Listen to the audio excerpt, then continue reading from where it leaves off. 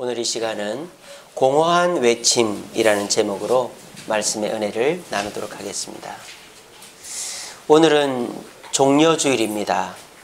이 종려주일은 2000여 년 전에 우리 예수님께서 십자가 달리기 일주일 전 성전에 예루살렘 성에 입성하시던 것을 기념하여 드리는 예배가 주일이 종려주일입니다. 예수님은 십자가 달리기 일주일 전에 나귀를 타시고 성전에 입성하셨습니다. 성전에 입성하는 예수님을 반겨 맞으는 사람들은 첫째로 자신의 겉옷을 땅에 깔았습니다. 겉옷을 땅에 깔았다는 것은 최고의 경의를 표하는 것이죠. 왜? 이때 당시 겉옷은 재산 목록에 들어가기 때문입니다. 만약에 빚진 사람이 있을 때 그 빚진 사람에게 빚을 찾을 때에 절대 뺏어서는 안 되는 것이 바로 이 겉옷입니다. 왜냐? 이 중동 지역은 기온 차이가 심하기 때문에 이 겉옷이 이불 역할을 하거든요. 그러니까 이 겉옷이 없으면 밤에 얼어 죽을 수도 있어요. 그래서 빚진 사람에게 물건을 찾을 때에 절대 겉옷은 뺏지 마라. 율법에 그렇게 되어 있습니다. 그 귀한 것을 땅에 깔았다. 이것은 이 예루살렘 성 사람들이 최고의 경의로 예수님을 맞이하는 거죠. 두 번째로 이들이 흔들고 있는 나뭇가지가 있죠. 이 나뭇가지가 종려나무 가지입니다. 그런데 사실은 종려나무 가지가 아니고 대추야자나무 가지죠. 그런데 왜 성경에는, 한글 성경에는 종려나무 가지라고 되어 있느냐? 이제 성경을 번역하다 보니까 이 대추야자나무 가지랑 비슷하게 생긴 게 뭐가 있느냐? 보니까 종려나무가 있는 거예요. 일본산 종려나무. 그래서 번역을 이제 대추야자라고 하지 않고, 왜냐하면 대추야자는 이 우리나라 사람 잘 모르잖아요. 그러니까 종려나무다. 그럼 사람들이 웬만큼 아니까. 그래서 종려나무 가지를 흔들었다. 사실은 대추야자나무 가지입니다. 그래서 여러분 대추 아시죠? 대추 이렇게 열리는 거. 이 대추야자나무는요, 이 열매가 열리는데 막큼 열려요. 근데 보면은 대추야자가 막 열립니다. 요만한 것들이 포도처럼 열려요. 그거를 말려서 먹기도 하고 생으로 먹기도 하고 굉장히 달고 그렇습니다. 그래서 이들이 종려나무 가지를 흔들고 겉옷을 깔았어요. 그리고 이들이 외친 것이 뭘 외쳤죠? 호산나라고 외쳤습니다. 호산나의 뜻이 뭐죠? 우리를 구원하소서, 이런 뜻입니다. 그래서 이 예루살렘 성 사람들은 예수님을 메시아로 맞이하면서 자신의 가장 귀한 겉옷을 깔고 종려나무 가지를 흔들면서 우리를 구원해달라고 외쳤던 것입니다. 자, 그런데 이 예수님의 입성을 바라보는 관점의 차이가 있어요. 마태, 마가, 누가복음과 요한복음은 예수님의 입성을 바라보는 관점의 차이가 명확하게 드러납니다. 마태, 마가, 누가복음은요, 거의 비슷한 시기에 기록되었습니다. 그리고 예수님의 일생을 시간순으로 기록을 했어요. 시간순으로. 갈릴리에서 예루살렘으로 오는 시간순으로. 예수님이 태어나시고 자라시고 그리고 세례받으시고 시험당하시고 이제 메시아로서의 갈릴리 사역을 하시고 예루살렘에 오시고 십자가 달려 죽으시고 부활 승천하시는 이런 시간순으로 기록한 게 마태, 마가, 누가복음입니다. 그런데 이 요한복음은 이 마태, 마가, 누가복음보다 한 20-30년 후에 기록됐어요. 사도 요한이 마태, 마가, 누가복음을 읽어보니까 예수님에 대한 이야기 중에 빠진 내용들이 많더라는 거예요. 그래서 이 사도 요한, 예수님의 사랑을 제일 많이 받았던 요한이 예수님의 이야기 중에서 마태, 마가, 누가복음에 빠져있는 내용들을 중점으로 해서 기록한 거예요. 그래서 요한복음은 시간 순서대로 기록이 되어 있지 않습니다. 그래서 보시면은 갈릴리와 예루살렘을 교차적으로 왔다 갔다 왔다 갔다. 그래서 옴니버스, 에피소드 형식으로 기록한 것이 요한복음입니다. 그래서 요한복음은 예수님의 이야기 중에서 마태, 마가, 누가복음에 빠져있는 이야기들을 여기저기 흩어서 시간 순서가 아니라 그리고 옴니버스 형식으로, 에피소드 형식으로 기록한 복음서가 요한복음이에요. 그리고 마태, 마가, 누가복음은요, 예수님의 일생, 예수님의 공생애가 총 몇 년이었죠? 3년이었잖아요. 그런데 이 마태마가 누가복음은 예수님의 공생의 3년 중에서 그걸 1년으로 축약해서 시간 순서대로 쭉 기록했습니다. 그러니까 예수님은 예루살렘 성에 몇 번밖에 안 오신 거예요? 한 번밖에 안 온 거죠. 왜? 명절, 초막절, 뭐 유월절, 그리고 뭐 이런 그 맥추절, 뭐 이런 77절 이런 절기 때 사람들이 성전에 오잖아요. 그러니까 예수님도 그 절기 때 성전에 갔을 거 아니에요. 예수님이 십자가 달리신 절기는 유월절이죠. 그러니까 예수님이 한 번밖에 예루살렘 성에 안 온 거예요. 그런데 요한복음에는 예수님이 예루살렘 성에 3번이나 방문합니다. 이건 뭔 말입니까? 명절을 몇 번 보냈다는 얘기예요? 3번. 그럼 몇 년 동안? 3년 동안의 이야기를 기록했다는 거죠. 그리고 이 요한복음에는요, 예수님이 주로 활동했던 지역이 갈릴리가 아니에요. 마태마가 누가복음은 주로 갈릴리 이야기가 많아요. 그런데 요한이 가만히 읽어보니까 예수님은 예루살렘과 유대 땅에서도 활동을 많이 하셨는데 왜 갈릴리 이야기밖에 없지 하면서 요한은 갈릴리에 있었던 이야기들을 중점으로 기록을 한 거예요. 아시겠죠? 갈릴리가 아니고 유대 땅에 있었던, 예루살렘에 있었던 이야기를 중점으로 기록한 것입니다. 그리고 예수님께서 이 예루살렘 성에 체류하신 기간이 마태마가 누가복음 일주일이에요. 우리가 고난주간이라고 하는 일주일. 그래서 오늘 성전에 입성하셨죠. 주일날. 월요일날은 어떻게 하십니까? 성전에서 다시 나오셔서 다시 들어가시죠. 뭐 합니까? 장사꾼들을 쫓아내죠. 그게 월요일이에요. 화요일은 무슨 날이죠? 고난주간의 화요일은 논쟁의 날입니다. 유대인들과 논쟁을 벌이죠. 그래서 유대인들이 부활이 진짜 있습니까? 최고의 율법이 뭡니까? 뭐 그런 식으로 막 질문할 때 예수님이 다 논쟁하십니다. 수요일은 어떻게 했는지 기록이 없어요. 수요일은 없고, 목요일은 예수님께서 성만찬과 세족식과 겟세마네 기도를 한 날이죠. 금요일은 십자가에 달려 돌아가신 날이죠. 그리고 금, 토, 일, 3일을 무덤에 머무시다가 주일날 아침에 부활하시죠. 그게 부활주일입니다. 다음 주일이. 그래서 우리는 안식일, 토요일날 예배 드리는 게 아니라 주일날 예배 드리는 이유가 뭐예요? 주님의 부활을 기념해서 드리는 거예요. 자, 그래서 마태마가 누가복음은 예수님이 성전에 입성하시고 그 이후에 일주일을 중심으로 기록한 것이 마태마가 누가복음입니다. 그런데 이 요한복음의 예수님의 성전 입성은 중간에 나와요.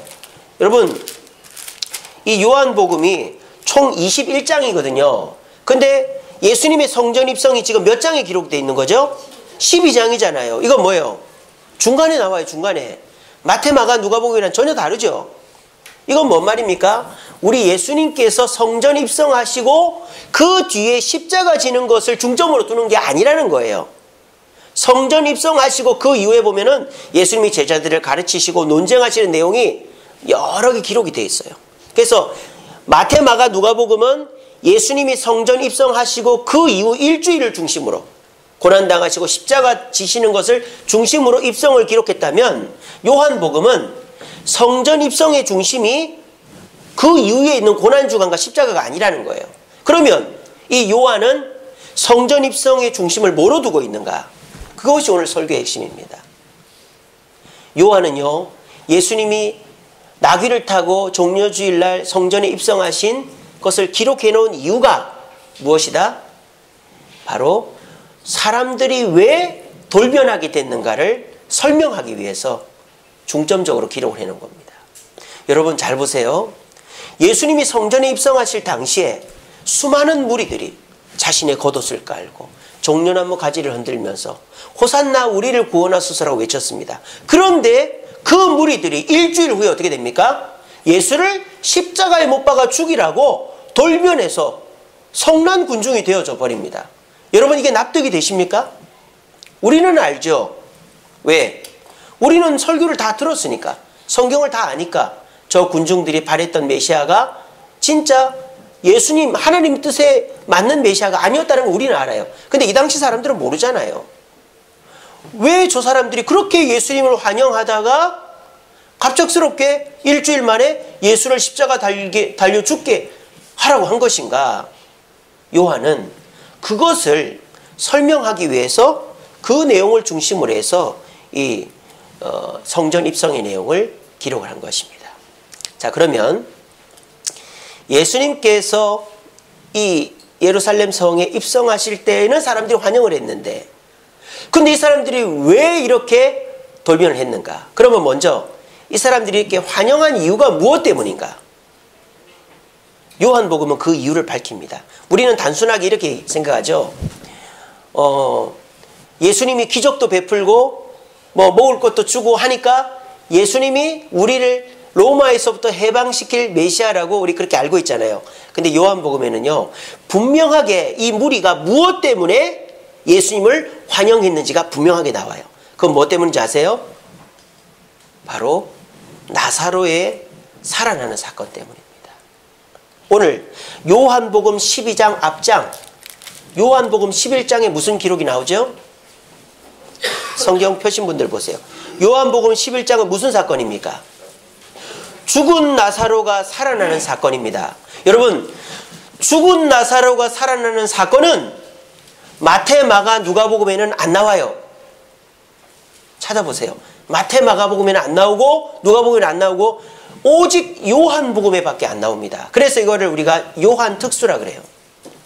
그러니까 나사로가 살아난 것을 마태, 마가, 누가는 몰랐거나 가볍게 넘어간 거예요. 근데 요한은 예수님의 성전 입성에 대해서 왜 사람들이 환영하다가 돌변해서 예수님을 죽이려고 했는가에 대해서 밝혀내기 위해서 더듬어 생각해 보니까 뭐 때문이었더라? 나사로가 다시 살아난 것이 그들을 이렇게 환영하게끔 만들었다라는 거예요. 아이고 목사님, 에피소드 형식이라면서요. 그러면 나사로가 살아난 거하고 성전 입성하고 어떻게 연결시켜 볼 수 있습니까? 라고 질문할 수 있겠죠. 오늘 본문에도 나사로가 살아난 이야기가 나와요. 12장 11절에 보세요. 뭐라고 되어 있습니까? 나사로 때문에 많은 유대인들이 가서 예수를 믿었다라고 되어 있습니다. 그러니까 어떻습니까? 물론 요한복음은 옴니버스, 에피소드 형식이기 때문에 시간 순서가 아니에요. 이 얘기했다가 현재, 과거, 미래를 왔다 갔다 합니다. 그런데 이 나사로 이야기와 성전 입성만큼은 시간 순서란 말이에요. 나사로가 살아난 사건 이후에 예수님이 성전에 들어가셨다는 거예요. 예루살렘 성에 들어가셨다는 겁니다. 아이고 목사님, 그러면 그것이 이 군중들을 예수님께 열광하게 했다는 증거가 어디 있습니까? 라고 질문할 수 있겠죠. 그러니까 이 사람들이 나사로가 살아났다는 걸 알고는 있지만 그것 때문에 군중들이 예수님을 호산나라고 외치며 환영했다는 증거가 어디 있습니까? 증거가 있습니다. 12장 17절에 보세요. 나사로를 무덤에서 불러내어 죽은 자 가운데서 살리실 때에 함께 있던 무리가 뭐 했다? 증언을 했다. 이게 뭔 말입니까? 쉽게 재현하면 이런 거예요. 예수님이 나귀를 타고 예루살렘 성에 들어가니까 나사로가 살아났던 그 장면을 목격한 무리들이 막 온 거예요. 많지는 않았겠죠. 그 마을 사람들이. 뭐 베다니가 작은 마을이니까. 왔는데 예루살렘 성은 막 인산인해입니다. 유월절을 지키기 위해서 저 아프리카에서, 터키에서, 뭐 로마에서, 뭐 세계 각지에서 예루살렘을 유월절 지키기 와 있습니다. 예루살렘 사람들도 있고 인산인해인데 예수님이 나귀를 타고 지나가시니까 나사로의 부활을 목격한 베다니 사람들이 뭐라는 거야? 저분이 누군 줄 알아? 우리 마을에 나사로라는 사람을 살린 분이야. 내가 봤어. 막 얘기를 하는 거예요. 그러니까 진짜야, 사실이야, 그 소문이 진짜군, 저 사람이, 저 청년이 우리가 기대하던 메시아라는 것이 진짜군 하면서 사람들이 동시다발적으로 와 하기 시작한 거예요. 불에다가 기름을 부은 격이죠. 그러니까 이 예루살렘 성에 있던 사람들이 왜 예수님께 환호를 했느냐, 마태, 마가, 누가복음에는 구체적인 이유가 안 나온단 말이에요. 근데 이 요한복음에는 나사로가 살아난 그 이유를, 나사로가 살아난 것을 목격한 사람들이 와서 나사로가 살아난 것을 증언하니까 내가 기대한 메시아가 저 사람이구나 확신하면서 동시다발적으로 예루살렘 성에 있던 사람들이 예수님을 뭐라고 외친 거예요? 호산나라고 외치면서 자기 겉옷을 깔고 나뭇가지를 흔들었던 거예요. 요한이 밝히고 있는 이 군중들이 변화되게 된 이유가 바로 나사로의 부활 때문이라는 것입니다. 자, 이제 이유를 알게 되었습니다. 근데 우리가 그 이유를 알고 나니까는 씁쓸해집니다. 왜? 이 군중들은 예수님을 진짜 하나님이 생각하는 메시아로 받아들인 겁니까? 아니면 자기들의 욕망을 풀기 위한 메시아로 받아들인 겁니까? 전자입니까? 후자입니까? 후자죠. 그래서 이들의 외침은 오늘 설교의 제목처럼 공허한 외침인 것입니다. 우리가 하나님의 뜻대로 예수님이 원하시는 외침은 무엇이죠? 내가 죄인입니다. 내가 죄인이라는 것을 고백해야 되는 거예요. 그리고 그 예수님께서 우리를 구원해 주실 것에 대해서 외쳐야 되는 거예요.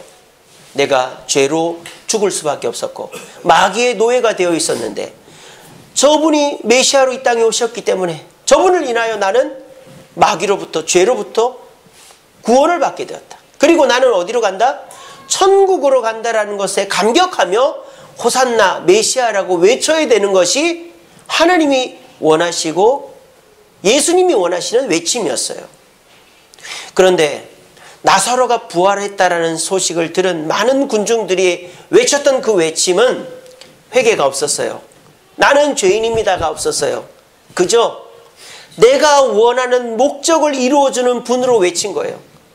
유대 땅에서 로마를 물리치고 내 병을 고쳐주고 내 문제를 해결해주고 내 먹을거리를 해결해주는 그런 메시아로 외쳤던 거예요. 그리고 그 메시아는 천국을 주시는 메시아가 아니라 내가 이 땅에서 잘 먹고 잘 살게 해주는 메시아로 외쳤던 것입니다.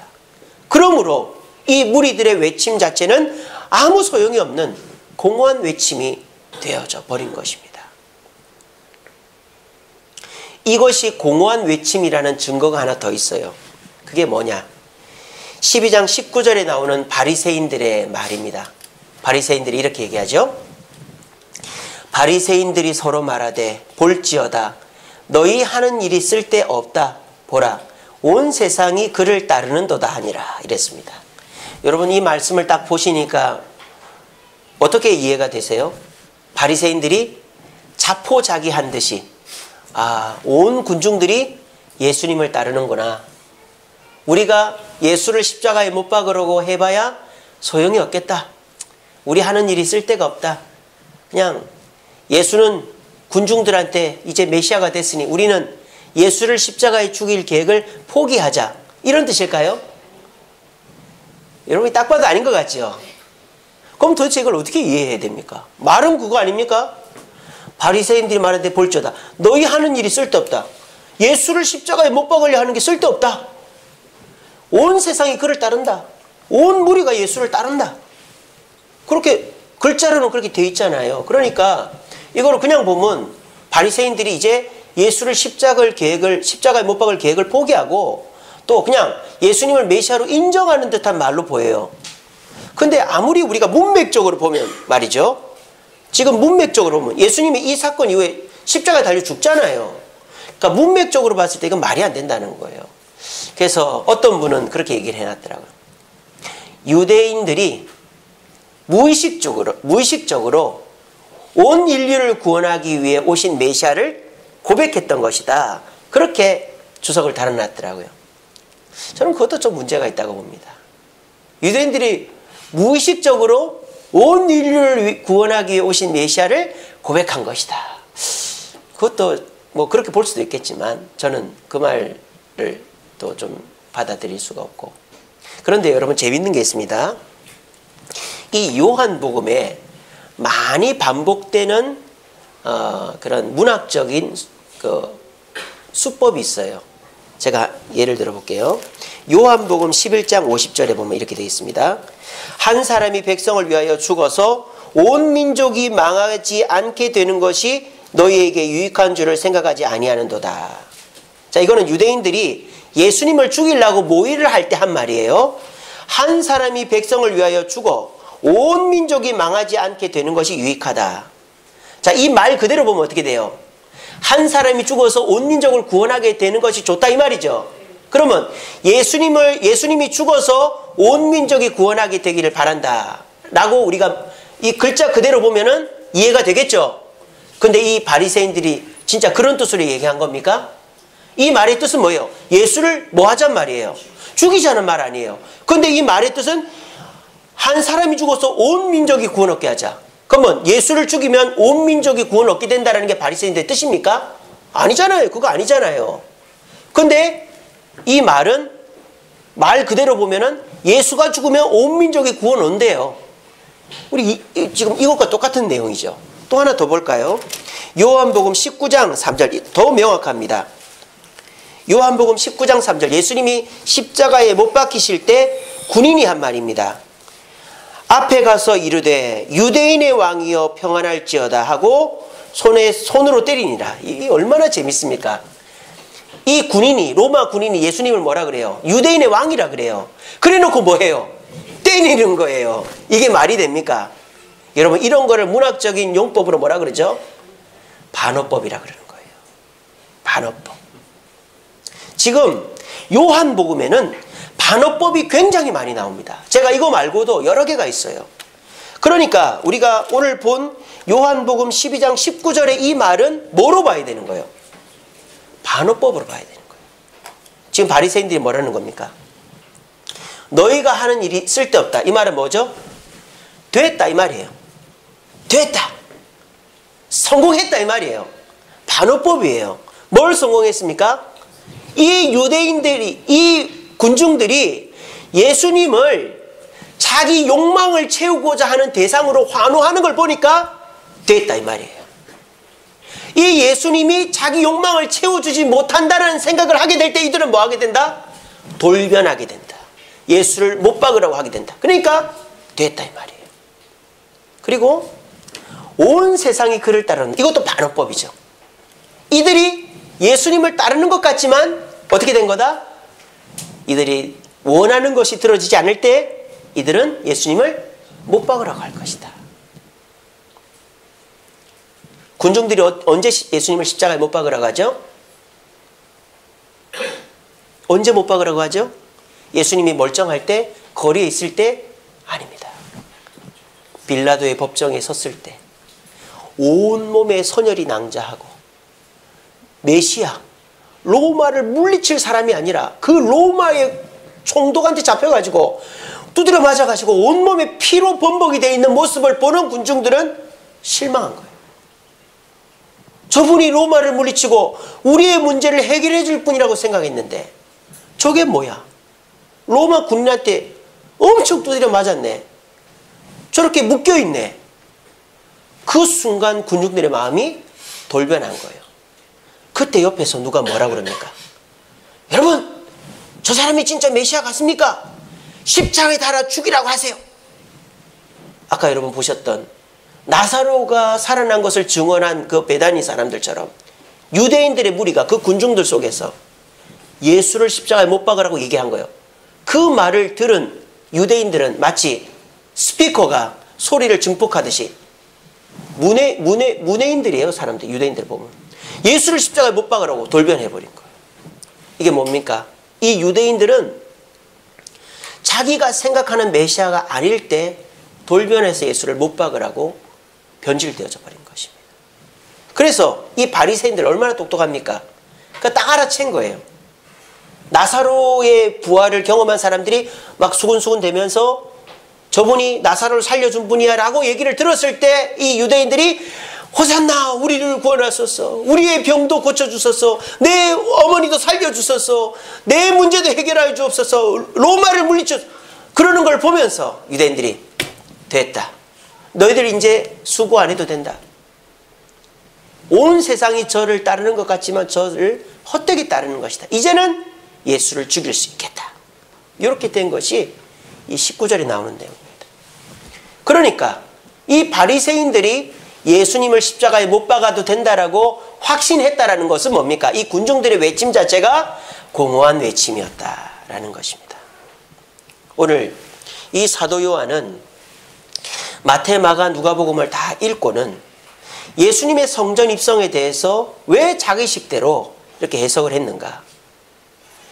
왜 군중들이 그렇게 순식간에 돌변해서 예수님을 십자가에 못 박으라고 했는지에 대해서 설명해 주기 위해서 그 힌트들을 본문 속에 남겨놨던 것입니다. 그리고 이 말씀은 성령의 조명을 통해 우리에게도 전달되고 있습니다. 우리는 오늘 종려주일 예배를 드립니다. 하나님께 찬양을 하고 기도를 하고 말씀을 듣습니다. 우리는 하나님께 외치죠. 우리를 구원해 달라고, 우리의 문제를 해결해 달라고, 우리에게 복을 달라고 외칩니다. 그런데 만약 우리의 외침이 이 유대인들처럼 나를 편안하게 해달라고, 내 문제가 해결되게 해달라고, 그리고 나에게 축복을 달라고, 그래서 내가 편안해지고 내 문제가 해결되어서 그뿐만 아니라 내가 하는 일이 다 잘 되어서 만족스러운 이 땅의 삶을 살게 해달라고 외친다면, 기도한다면, 예배드린다면, 헌금 드린다면 우리는 금방 돌변하여 예수를 십자가에 못 박으라고 외쳤던 그 사람들처럼 공허한 외침을 하는 자들이 되고 말 것입니다. 오늘날 공허한 외침을 하다가 돌변한 그리스도인들이 얼마나 많이 있습니까? 교회에 복을 받으러 갔다가 문제가 더 꼬이고 어려움을 당하자 교회를 욕을 하고 저주를 하는 사람들이 엄청 많습니다. 또 자기가 생각하는 정치적인 해방의 종교, 노동자와 민중을 위하는 종교, 불의를, 정의를 세우는 기독교가 아니라고 생각하니까 배나 교회를 공격하는 그런 진보적인 교회들, 진보적인 기독교 언론들이 교회를 얼마나 욕을 하고 비난을 하는지 모릅니다. 사람은요, 금방 돌변합니다. 어떤 식으로 신앙생활하면? 이것을 목적으로 신앙생활하면 내 문제가 없어져서 편안해지기를 바라고, 내 일들이 잘 되어서 복을 받기를 바라고, 그래서 이 땅에서 만족을 누리기를 바라면서 신앙생활하면 우리는 금방 예수님 기도하다가 예수님 욕을 하고 교회를 떠나는 사람이 되고 말 것입니다. 물론 처음에는 이런 것들을 기대할 수 있어요. 어린아이들도 부모에게 처음에는 다 달라고 하잖아요. 뭐 사달라, 뭐 해달라, 어디 가자. 근데 아이가 성장해 나가는 증거가 뭐죠? 이제는 내가 부모님께 뭘 해드릴 것인가를 고민하는 자녀들이 성장의 증거 아니겠어요? 오늘날 그런 자녀들이 없는 것 같아요. 나이가 40, 50이 돼도 계속 달래요, 부모한테. 근데 10살, 20살짜리 애들 중에서도 부모님한테 뭘 해줄까 생각하는 애는 성장한 아이들이죠. 오늘날 참 안타까운 것이, 나이 대학원을 졸업을 하고 결혼을 해도 가정을 꾸려도 계속 부모님한테 달래요. 왜 제사를 빨리 안 주냐며 부모를 닥달하는 그런 정말 지옥 가야 될 자녀들이 세상에 얼마나 많이 있습니까? 그런데 믿음 아래 자는 자녀들은 5살, 10살, 20살이 돼도 내가 부모님한테 뭘 해드릴까? 부모님이 어디가 아프신가? 부모님 하는 일이 힘들진 않나? 그거를 고민하는 아이들은 바르게 자라는 아이들이에요. 똑같잖아요. 자녀들도 성장의 증거가 나를 위한 것에서 출발하지만 남을 위한 것으로 하는 것이 성장의 증거이듯이 우리 그리스도인들도 처음에는 내가 몸이 아프고 내 삶이 어렵고 마음이 힘들고 어려워서 교회를 와요. 우리 주님 그랬잖아요. 수고하고 무거운 짐진들 다 오라고 내가 너희를 쉬게 해준다 그랬잖아요. 근데 그 뒤에 뭐라고 돼 있죠? 우리 주님이 뭘 메라? 내 멍에를 메라 그랬잖아요. 처음에는 그런 걸 올 수 있어요. 내 문제를 해결하기 위해, 내 마음을 편안하게 하기 위해 올 수 있어요. 수고하고 무거운 짐진들 다 내게 오라 그랬어요. 근데 거기에 머물러 있으면은 금방 뭐가 돼요? 공허한 외침만 하다가 돌변해서 예수를 십자가에 못 박으라고 했던 종려주일날 그 많은 군중들처럼 된다고요. 우리가 어떻게 해야 됩니까? 나중에는 예수님의 멍에를 쳐야 되는 거예요. 그 멍에가 뭐죠? 주님이 나를 편안하게 해주셨을 때 계속 그 편안한 자리에 안주하려고 하는 게 아니라 불편함을 감수하는 거예요. 내가 이제는 이 교회에 와서 마음이 편안해지고 문제가 해결되었으니 나처럼 불안해하고 나처럼 힘들어하는 사람들을 위해서 내가 헌신해야 되겠다. 불편을 감수하는 거예요. 또 주님이 내 사업을 잘 되게 해주시고 내 가정을 평안하게 해주셔서 내가 축복을 받았으니 이제 내가 축복받지 못한 사람을 돕고 어려운 일이 생기더라도 불평하지 않겠다. 고난을 감수하는 거예요. 이렇게 우리가 교회 처음 나올 때는 문제가 해결되고 복을 받기 위해 나오지만 주님의 멍에를 치면서 불평과 고난을 감수하면서 헌신하는 자세를 가질 때 예수님이 십자가에 달릴 그 순간에 도망치지 않고 밑에 있었던 여인들처럼, 사도 요한처럼 예수님 곁에 머무는 자가 되는 것입니다. 여러분, 이 시대 점점 악해지는 세대가 되고 있습니다. 그것은 주님이 곧 오신다는 증거죠. 주님이 곧 오실 때 십자가 밑에 머물러 있었던 그 여인들과 사도 요한과 같이 머물러 있을 성도들이 몇이나 있을까요? 얼마나 될까요?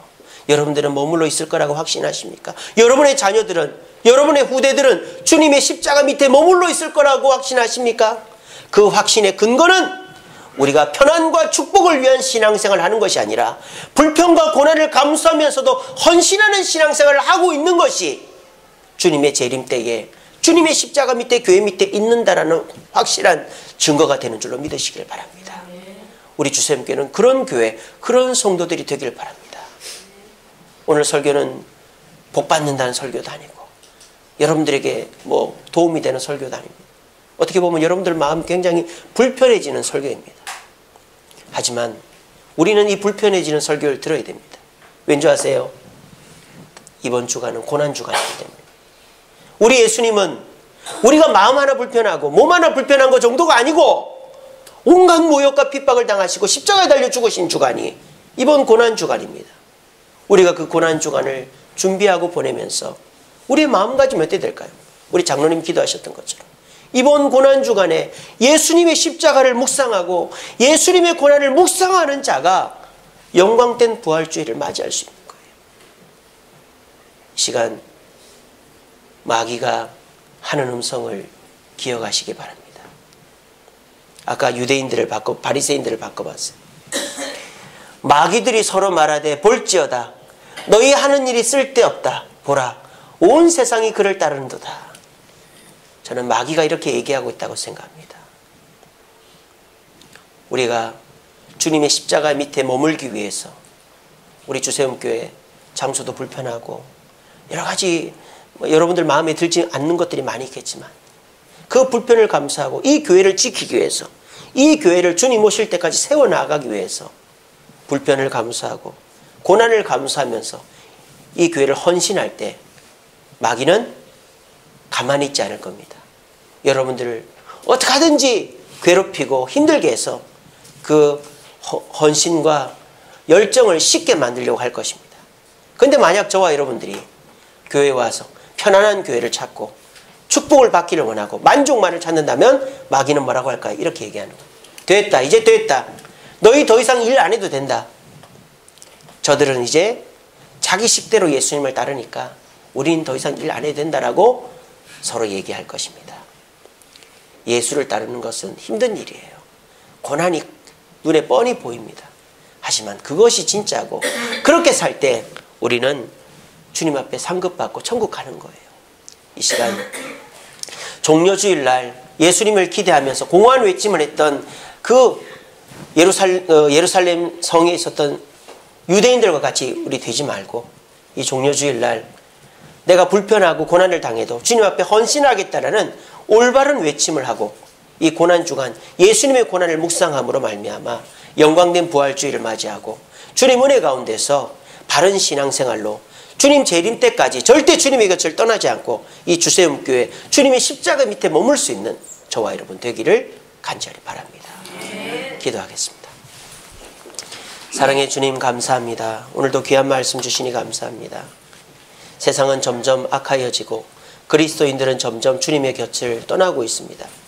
내가 생각하는 편안과 축복과 은혜와 그런 것들이 내려오지 않자 많은 그리스도인들은 공허한 외침을 하다가 돌변하여 주님에 대해서 원망불평하고 있습니다.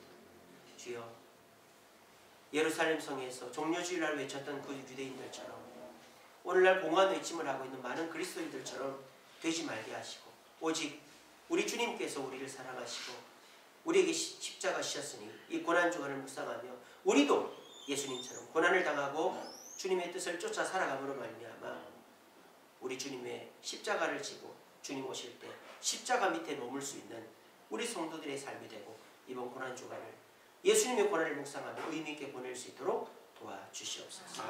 예수님 이름으로 기도합니다. 찬송가 147